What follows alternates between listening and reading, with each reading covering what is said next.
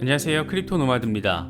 분위기가 참 어수선합니다. 가장 중요한 주간 종가 마감 상황이 딱 지목된 상태에서 그 구간을 잘 지켜주는 듯 하다가 다시 아래로 빠진 모습을 바라보자니 조금은 답답함을 키우고 있습니다. 비트코인은 22,000달러 중반에서 오르내리면서 나름 그래도 22,000달러대를 유지하고는 있는데 우리가 기대하고 있는 22,800달러의 200주 이동평균을 온전히 받아내지는 못하고 있는 상황입니다.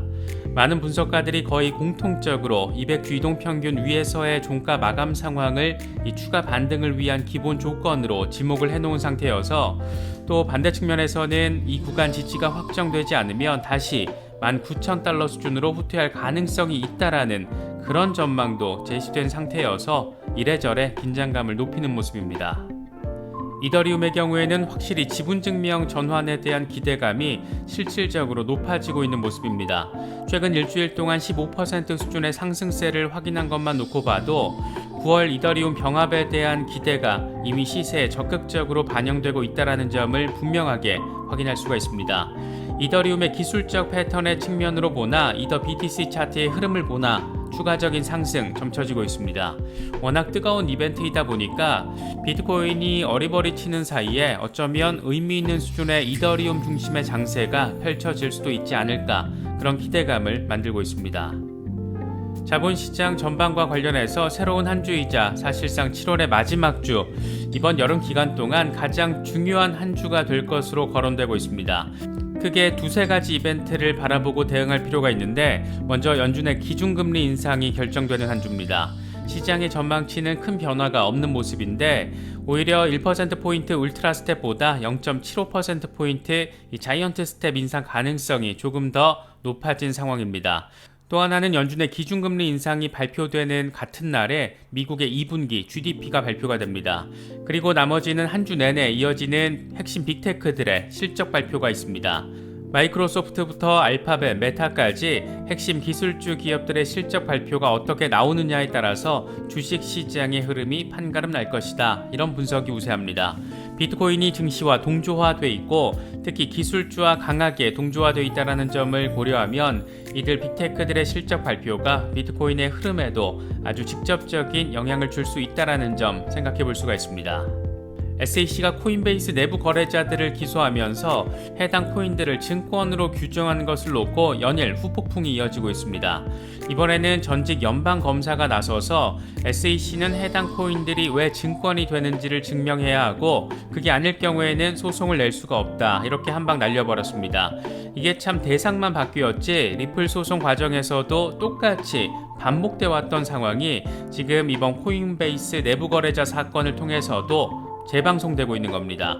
밥그릇 싸움에 눈이 멀어서 기준도 없는데 집행 권한 남용하다가 어떤 결과가 이어지고 있는지 너무 선명하게 보여주는 사례가 아닐까 싶습니다.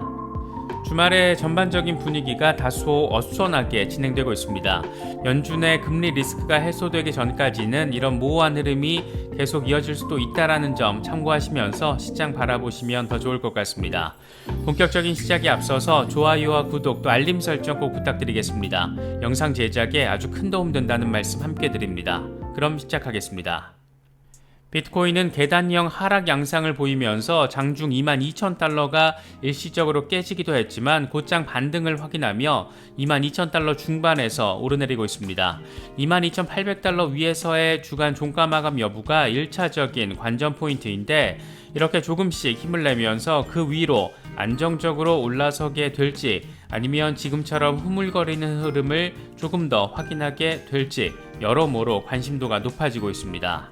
공포 탐욕 지수는 하루전보다 1포인트 하락한 30을 기록하면서 공포 단계가 이어지고 있습니다.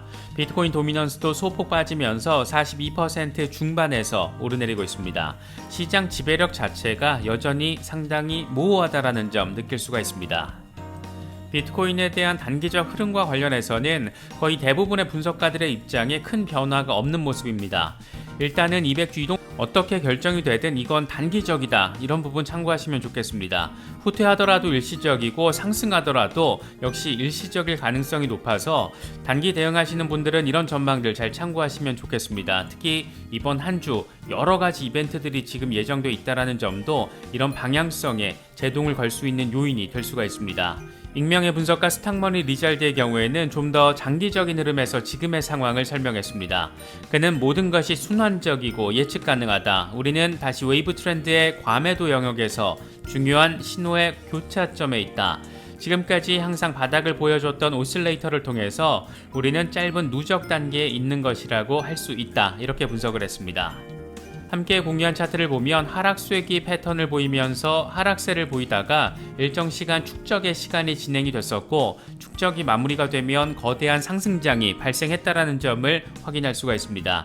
이건 2014년에도 그랬고 2018년에도 마찬가지였습니다. 지금 상황이 딱 하락 쐐기 패턴 안에서 하락 조정을 받고 있는데, 이제 곧 축적의 시간이 일정 기간 지나갈 것이고 이후에 2024년을 거치면서 거대한 상승장이 반복될 것이다, 이런 얘기 지금 하고 있는 겁니다. 분봉 차트나 1시간 차트로 바라보면 22,800달러에만 관심이 쏠릴 수 있지만, 이렇게 주간 차트를 통해서 비트코인의 역사적인 흐름 속에서 상황을 바라보자면 지금 우리는 꽤나 터프한 상황을 바라보면서 시장의 시간을 기다리고 있다라는 점도 새삼 느낄 수가 있습니다. 이 장기적인 관점에서는 빨리빨리 시세가 올랐으면 하는 나의 시간 좀 뒤로 하고, 대신 얌전하고 조금은 조신하게 이 시장의 시간을 기다려야 하는 게 어쩌면 가장 현명한 방법이 될 수도 있지 않을까 싶기도 합니다. 물론 이건 매크로 관점에서 중장기 대응을 하시는 분들에게 해당하는 얘기일 겁니다. 늘상 긍정적인 전망을 내놓고 나던 익명의 분석가 머스트하 씨 역시 한 달 기준 알트코인 시총 차트를 제시하면서 우리는 가장 흥미로운 상황을 앞두고 있다. 마지막 사이클이 끝나기 전에는 상단 추세선을 3번 터치를 했는데 우리는 지금 2번째 터치 상황을 확인했다. 지금 우린 중간 조정 단계에 있고 더 많은 돈이 시장에 흘러 들어오기까지 시간이 더 오래 걸릴 것이다. 이렇게 설명을 했습니다. 함께 공유한 차트를 보면 2016년에 2번째 상단 터치를 하고 하락한 뒤에 약간의 조정을 거친 뒤 거대한 랠리를 2018년까지 벌이다가 상단 저항 맞고 후퇴한 상황을 확인할 수가 있는데, 지금 우리는 2번째 저항을 맞고 후퇴한 뒤에 밑에서 이 조정 과정을 겪고 있다라는 점이 표시가 돼 있습니다. 이게 마무리가 되면 2024년까지 거대한 알트 랠리가 펼쳐질 거라는 전망인데, 비트코인에 대한 장기 관점이나 알트코인에 대한 장기 관점이나 대체로 2024년 전후에 포커스가 맞춰져 있다는 점을 확인할 수가 있는 부분입니다. 이런 전망들이 얼마나 적중할지는 또 다른 문제겠지만 2024년에 비트코인 반감기가 자리하고 있다는 점과 과거의 사이클의 반복적인 측면에서 바라보자라면 개인적으로는 어느 정도의 설득력을 느끼게 되는 것 같습니다. 비트코인도 비트코인이지만 중대 전환점을 앞두고 있는 이더리움이 얼마나 의미 있는 퍼포먼스를 보여줄지 역시 상당한 관심사입니다. 다행스럽게도 전반적인 분위기나 전망, 분석들은 대체로 긍정적입니다. 먼저 코인텔레그래프는 이더 BTC의 기술적인 차트 흐름에서 이더리움이 컵앤핸들 패턴을 형성하고 있어서 추가적인 상승 가능성이 존재한다, 이런 점에 무게를 실었습니다. 코인텔레그래프는 이더 BTC 차트를 보면 7월 18일부터 컵앤핸들 패턴을 형성하고 있는데, 통상 이런 패턴이 완성되면 이전 하락과 거의 같은 크기로 상승세를 보인다. 결정적으로 컵과 핸들을 넘어설 경우에 이더 BTC는 지금보다 12.75% 상승한 0.072까지 상승할 수가 있다. 현재 이 패턴을 통한 수익 목표 달성 성공률은 61%다. 이렇게 분석을 했습니다. 지금 이더 BTC가 0.069 수준에서 오르내리고 있는데, 이런 전망이 현실화될 경우에 추가적으로 이더리움의 강세 상황 기대해 볼 수가 있습니다. 이런 이더리움에 대한 긍정적인 부분을 더하는 것은 단연 지분증명 전환입니다. 코인텔레그래프는 마이클 반데포페의 분석을 인용했는데, 그는 이더 BTC 차트에서 지금의 저항 라인을 0.075로 잡았고 0.064 또는 0.057을 지지 라인으로 분석을 했습니다. 그러면서 9월에 머지를 향하면서 추가적인 모멘텀에 대한 기대감이 더 커지고 있다, 이렇게 설명을 했습니다. 차트적으로 긍정적인 흐름 속에서 지분증명 전환이 계획대로만 잘 흘러가 준다라면 나름 의미 있는 이더리움 중심의 장세를 기대해 볼 수 있는 그런 부분입니다. 코인데스크 역시 이더리움 머지에 대한 긍정적인 의미를 부여하고 있습니다. 코인데스크는 최근 이더 상승에 대해서 이더리움의 지분증명 전환 최종 단계가 제한된 뒤에 랠리가 시작됐다. 이건 그동안 암호화폐 시장의 내러티브 공백을 메우면서 다시 암호화폐 기술이 어떻게 세상을 변화시킬 수 있는지에 대한 얘기가 다시금 시작됐기 때문이다라고 설명을 했습니다. 그러면서 이더리움 포스 전환은 암호화폐 역사 14년 동안 가장 정교하고 중요한 업그레이드가 될 것이다. 이를 통해 현재 가장 많이 이용되고 있는 블록체인의 환경 문제 해결과 블록체인 기능 향상이 전망되고 있다라고 덧붙였습니다. 자본시장 전반과 관련해서는 새로운 한 주이자 사실상 7월의 마지막 주, 이번 여름 기간 동안 가장 중요한 한 주가 될 것으로 거론되고 있습니다. BNY 멜론의 레오 그로호스키 최고 투자 책임자는 이렇게 이번 한 주의 의미를 부여했습니다. 이번 주는 GDP, 고용비용지수, 연준 회의에 관련한 발표들과 함께 175개 S&P 500 기업들이 수익을 발표하는 이번 여름에 있어서 가장 중요한 한 주가 될 것이다. 이렇게 의미를 부여했습니다. 거론된 내용들만 봐도 하나같이 상당히 빡세구나 이런 부분들 강하게 느낄 수가 있습니다. 먼저 주목되는 것은 단연 연준의 금리 인상 이슈입니다. 시장의 전망치는 큰 변화는 없는 모습인데 오히려 이 CME 페드워치 상황에서는 1%포인트 울트라 스텝보다 0.75%포인트 자이언트 스텝 인상 가능성이 조금 더 높아진 상황입니다. 한국 시간으로는 7월 28일 새벽 3시 반에 발표가 이루어집니다. 또 하나는 핵심 빅테크들의 실적 발표 결과입니다. 화요일에 마이크로소프트와 알파벳, 수요일에는 메타, 목요일에는 애플과 아마존이 실적 발표를 합니다. 빅테크5가 모두 이번 주에 실적 발표를 하는 겁니다.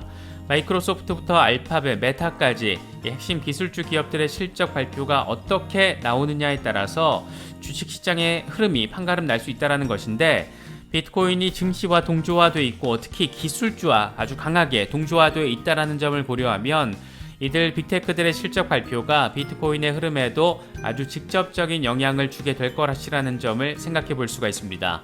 그나마 다행스러운 것은 S&P 500 기업 실적 가운데 75.5%가 예상보다 양호하다 이런 분석이 지금 나오고 있는 상황입니다. 한국 시간으로 목요일 새벽에 금리 인상 결정 결과가 나오고 나서 같은 날 밤 9시 반에 미국의 2분기 국내 총생산 결과 GDP가 발표됩니다.